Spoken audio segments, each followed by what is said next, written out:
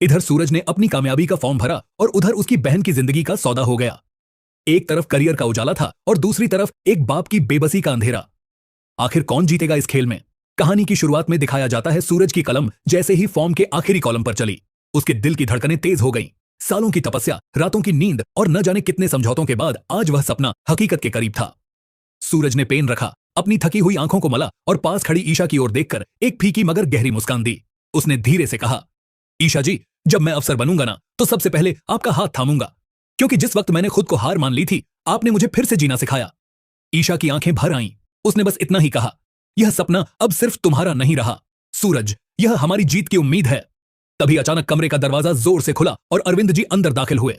उनके चेहरे पर वो चमक नहीं थी जो हमेशा सूरज की मेहनत देखकर होती थी, बल्कि एक ऐसी दहशत थी जिसे वह गुस्से के पीछे छिपाने की नाकाम कोशिश कर रहे थे। उन्होंने कांपती हुई मगर भारी आवाज में कहा, यह सब बंद करो सूरज, अब कोई पढ़ाई नहीं होगी, तू अफसर नहीं बनेगा। कमरे में जैसे हवा ठहर गई। सूरज की मुस्कान गायब हो गई।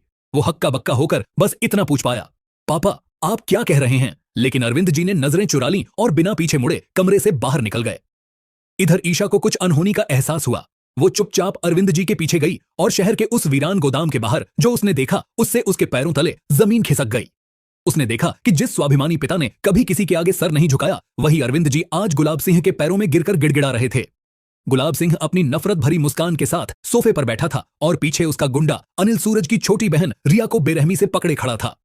रिया की सिसकियां गोदाम की दीवारों से टकराकर दम तोड़ रही थीं। अरविंद जी का आत्मसम्मान उस दिन धूल में मिल गया जब उन्होंने हाथ जोड़कर कहा, जो बदला लेना है मुझसे लो, मेरी बेटी की इज्जत बख्श दो।